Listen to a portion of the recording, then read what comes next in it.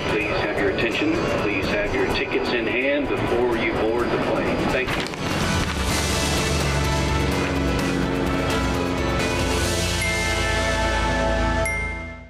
Hello and welcome. I'm Johan Castell and you're watching Wings. Today's program is brought to you from the ground in Mumbai as we are here to cover the Mumbai Regatta and go on a sailboat that participates in the race. As Prime Minister Modi recently inaugurated the largest Hindu temple in West Asia, we look at other impressive Hindu temples worldwide. And feature the carnival in Rio de Janeiro.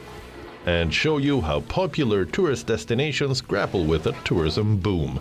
And wonder when to say stop due to over-tourism.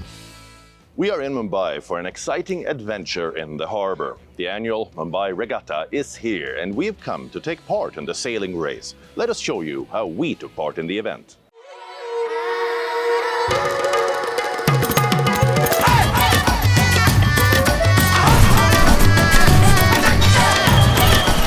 Mumbai, also known as the City of Dreams.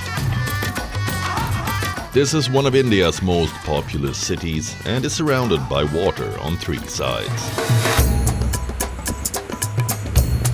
The eastern shore of Mumbai makes for a natural harbour that shelters ships from western winds and is crowded with moored boats and vessels. Today we are going out on the water in the Mumbai harbour while participating in this year's Mumbai Regatta. We go to the Royal Bombay Yacht Club where a group meets before the race. There are light refreshments to enjoy before spending hours out at sea. It is probably a good thing that it is not a heavy meal, lest we get seasick. Besides sailboat owners, there are also sponsor boats that participate in the race with talented skippers. We all get to socialize a bit before getting assigned to different sailboats. And I could choose whether to relax on a yacht or go on a sailing adventure. Needless to say, I went for the latter. Welcome once more to another successful Peaklife Regatta. After getting assigned to sailboats, we are off to the races. The race begins before even reaching the water. We scurry through the busy streets of Colaba towards the jetty. There's no time to lose. So, I've been assigned a team and I've been assigned for the sailboat. So these guys are part of my team and we got a couple of people behind us as well. So we're on the way to the sailboat now. These guys are walking at a high speed across the streets of Mumbai. It's making me think that if these guys are racing like they're walking, we're totally going to win. To find our sailboat, we get on to a motorboat that takes us out. After getting onto our sailboat called Tantalon, we get a briefing from Harsh, who is a member of the Royal Bombay Yacht Club. So the course is set. The course is given to all in the system. Everybody knows the course. So all the helms know the course, for example. And the race starts at the start line. Okay. So there's a committee vessel boat and there's a pin which is in the sea. We anchor it down into the sea, a floating type thing. And that's the start line. And we all have to go past that start line at a given time. So how do we do that? Because everybody's all over the place. So there's a 5-minute warning flag that comes up. There'll be a whistle and a 5-minute warning flag. Instructions understood. I believe we have a basic grasp of the rules now. While waiting for the boats to rally together for the start, we have a great time joking around. Speak to them in your language. Yeah, okay. Awesome. Think they have any Indonesian food over there? Last night. Huh? Oh, that's very nice. Yeah. Well, satay. Yeah. We come in the shadow, right? We come in the shadow. Yeah, so that. So we get a little I think loss you're of very wind. fond of Indonesian food and Malaysian food and Thai food, right? We're Any all- Asian it's kind food, of, we're like, we go. it's spicy, it's nice, spicy, it's not yeah. that bland stuff. But, I mean, you of course are the curry nation. Right? It's bland food, it really is. I agree. We're all here for the Indian food. Yeah, exactly. Okay. 1 minute. 1 minute, guys. 30 seconds, guys. 30 seconds. 15 seconds. All of the competitors in the regatta are crowding together at the start lines. And we've officially begun the race. That was pretty good. Yeah, we were like up at the front, no? Like. I think it was the timer who was very precise. As we sail along, we sometimes shift our seats from side to side, following skipper AJ's instructions. Okay, we need you on this side. It's a good life. As the race goes on, we get further and further behind the larger boats. All boats are different, and the handicap is used to even the playing field. After turning around at the furthest marker, we prepare to put the spin up to take advantage of having the wind behind us now. It is clear that a lot of hard work is involved here, as the crew pulls on ropes and runs around on the boat. I have yet to learn how it all works, but I still get taken out for an exciting adventure. Well, we are doing pretty okay, considering the handicap.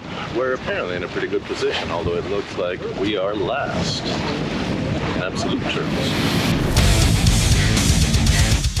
In the race's final stages, we can see that the other vessels have made it back all the way, while we slowly make our way to the finish line. If you're tall, you got to be really careful on a boat. That's why I feel like I'm a little bit of a turtle hanging out in here. As soon as there's any danger, I just hide into the shell. That's amazing. To be on your toes. You're on the boat. We officially finish the race, and we step off the serene Tantalon. Well, that kind of marks the end of the sailing race. It's hard to say if we won or not, because the handicap plays a big role. We were kind of leisurely cruising along. So let us see where we end up in the final list once the handicap is taken out. Now, we're just cruising on a little motorboat on the way back. The handicap Consolation prize. Yeah. What do you think our chances are of winning the race as we race? Almost nil. Even if we don't win, spending more time than any other team being out at sea, sailing, while meeting great people and having a laugh. Now that is a total win in my book. Before the captain of Tantalon, the ship we sailed on, leave, I ask him about his journey. Well, I've been sailing for about 20 years now, 25 perhaps. And I must say, we're spoiled rotten in Bombay Harbour. We don't get any better. The wind is steady and it's strong most days. The weather's perfect, you don't need to worry. Look at the weather channel to figure out whether or not you can sail. You could ask for better. And boat Tantalon is, she's an old girl. She's a 1984 model, which makes her 40 years old now. But she's charming. She's comfortable, she sails well.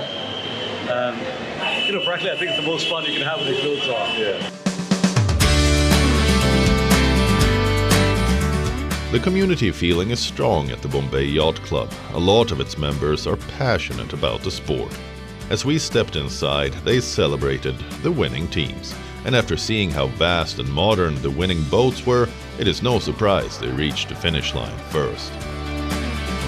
Thinking of Tantalon and Captain AJ, however, it really seems like it's the perfect introduction to sailing and probably the best place to start learning how to sail.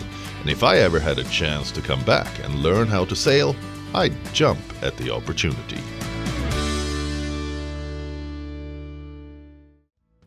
Indian Prime Minister Narendra Modi recently inaugurated the largest Hindu temple in West Asia. In our next story, we take a look at the temple and other Hindu temples outside of India.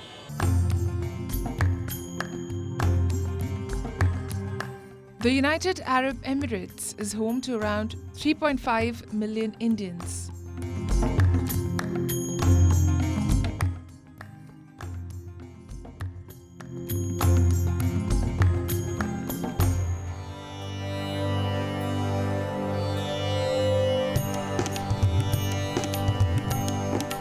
Much to the happiness of the Hindu community there, Indian Prime Minister Narendra Modi recently inaugurated a grand Hindu temple in Abu Dhabi on February 14th.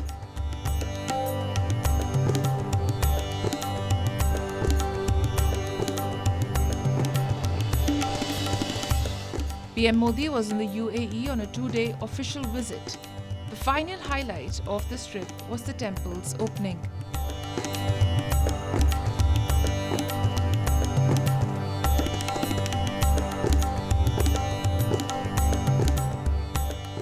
The Bocha Sanvasi Sri Akshar Purushottam Swaminarayan Sanstha Mandir is the first traditional stone-carved Hindu temple built on the Arabian Peninsula. Accompanied by Hindu religious leaders and monks, Modi offered prayers and performed rituals as he toured the temple.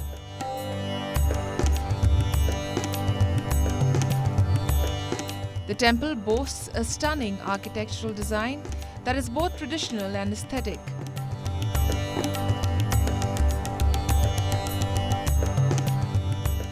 Constructed of sandstone from India's Rajasthan and marble from Italy, the serene temple features Hindu deities and other ancient civilizations and religions. The temple here is beyond politics, and it celebrates harmony of not just Hindu religion, it celebrates harmony between all the religions, Hinduism, Islam, Christianity, Judaism. And for your information, I think you should pass it on, that imagine a Muslim king donating land to a Hindu temple where our lead architect is a Christian, Catholic, where our project designer has been a Sikh, where our foundation designer is a Buddhist, where the company that is helping us build the temple is Parsis. Another grand Hindu temple beyond India's borders is the Swaminarayan Akshardham temple in New Jersey, in the United States. Located in Robbinsville, it is called the largest active Hindu temple in the world and was inaugurated in October last year.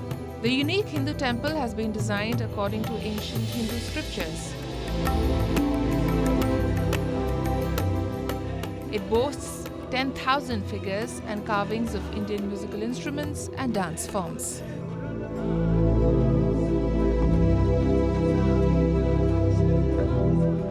It is probably one of the largest mandirs in the world. It is definitely the largest one outside of India. It is about 190 feet high, and it is about 2 million cubic feet of stone. Now that stone is taken from 7 different countries. It travels through ship to India, where it is hand carved and it is dry assembled, so we know that it's going to work once it gets here. It's disassembled, coated, brought here, and then assembled here like a giant jigsaw puzzle. The Prambanan Temple complex in Indonesia is the country's biggest Hindu site and one of Southeast Asia's major attractions. The complex has the remains of some 244 temples built in the 9th century. These boast exquisite religious motifs dedicated to Hindu gods like Brahma and Vishnu. The tallest temple of Prambanan is a staggering 47 meters high. As a unique cultural and architectural marvel, UNESCO declared Prambanan a World Heritage Site in 1991. Located in Gombak in Malaysia, and Batu Caves complex is famous for its colorful stairs and a beautiful Hindu temple known as the Sri Subramaniar Swami Temple. The brightly colorful 272 steps over a breathtaking view, eventually leading to the cave's entrance. The temple was built in the year 1920 and is nestled in the heart of a natural limestone cave. One of the most prominent and unique trademarks at the Batu Cave site is the golden statue of the Hindu god lord Murugan, stretching over 140 feet in height. Hindus have come together during festivals for over a century to celebrate and pray as a community here. The ideal time to visit is during the Hindu festival of Thaipusam.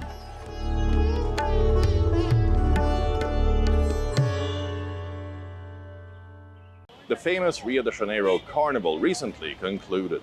Let's take a look at this spectacular fiesta of color, song, and dance in one of the liveliest cities on earth.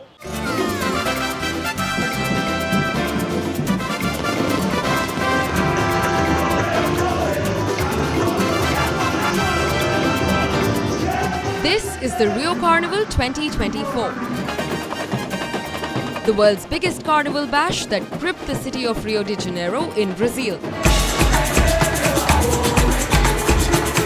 The festival had a splendid finale last week on February 17th. But for the millions who participated in it, this vibrant extravaganza is grander than life. Carnival 2024 officially began in Rio de Janeiro on February 9. Rio de Janeiro Mayor Eduardo Paes handed the symbolic key to the King of Misrule at an annual ceremony outside City Hall. And with this, the electrifying festivities were declared open for all. Carnival is the greatest show on earth. We feel very proud to be doing this beautiful job, representing the whole of Brazil and all the schools. We put up a beautiful parade and show to the public and Brazil that the carnival is our culture. Even as street parades and parties go on throughout February, the most exciting event in this is the parade competition of various samba schools at the massive Samba Drome venue. The city's many samba schools, which are community organizations deeply rooted in Brazil's vibrant samba culture, try to outshine other competitors in colorful parades. Sparkling costumes, elaborate floats, and intricate choreography to the beats of samba all delight thousands of onlookers and seek to impress the jury to win this fierce competition. I am a collective artist and I thrive on working together. I like that. I like seeing so many people involved in the show. My purpose in life is that the carnival unites the people, and this delights me. This art is accessible and communicates a lot with our people, with Rio and with Brazil.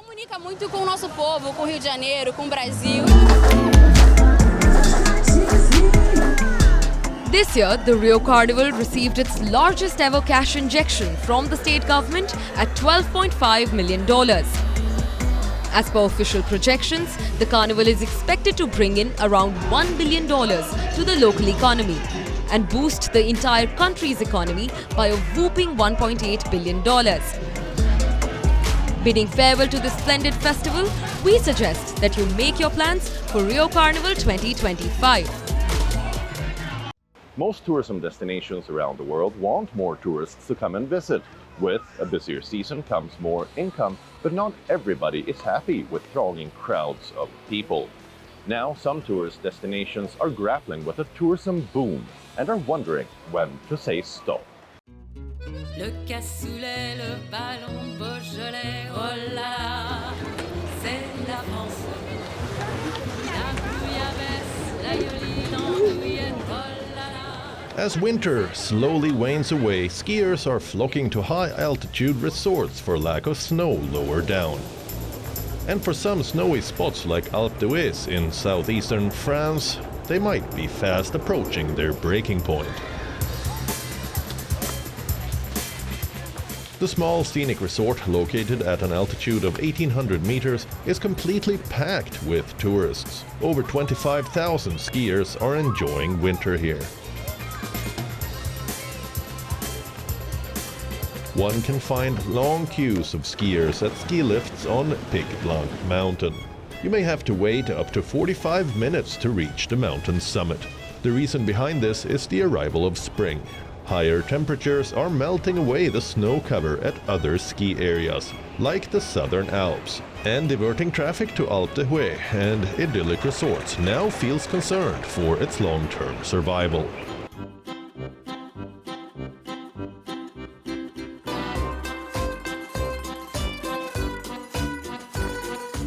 Let's now fly to the historic city of Florence in Italy, where artisans fear that the city might die out due to over-tourism. Cultural spots like the Duomo and the famous Michelangelo's David attract scores of tourists every year. Last summer, 1.5 million tourists visited Florence. To meet the rising demand, independent shops and residential apartments are being converted into fast food outlets and holiday lets. There is another issue gripping the city due to mass tourism. Amid plans to transform areas like Ponte Vecchio for tourism, artisans are being evicted from their workshops. Working for generations to produce traditional handicrafts, they are now forced to relocate to make way for a luxury hotel. The city is losing its historic essence, with locals forced out and traditional shops disappearing. In a promising development, the city's council is trying to divert travelers to other attractions, like historic castles and abbeys, through tourism campaigns. Also, registering new Airbnbs and short-term rentals have been banned in the historic center of Florence, a UNESCO World Heritage Site.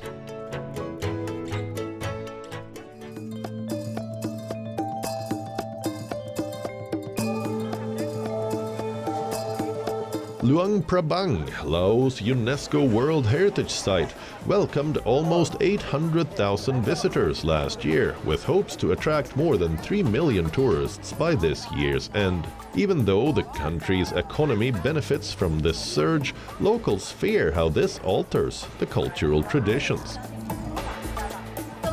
The starkest example can be seen every morning along Kongshu Road, where monks walk to collect food donations. A once simple communion between Buddhist locals and monks has become a draw for camera-clutching tourists. The monks must go through hundreds of visitors on plastic stools offering alms, and the ceremony almost resembles a photo shoot now. The tour groups also go on loud boat parties, and the once quiet sunset rides on the Mekong River has been replaced by blaring pop music and singing karaoke into the night. The city is also changing as foreign investment arrives alongside the tourism spike. The new $6 billion high-speed railway funded by China became operational last year and links the Chinese city of Kunming to the Laotian capital Vientiane. While this holds economic promise for this scenic city, locals also hope to keep their heritage, lifestyle and traditions alive. That's all we have for you in this week's episode of Wings, but we'll return again with another episode next weekend. Until then, it's me, Johan Castell, signing off from Mumbai. Goodbye.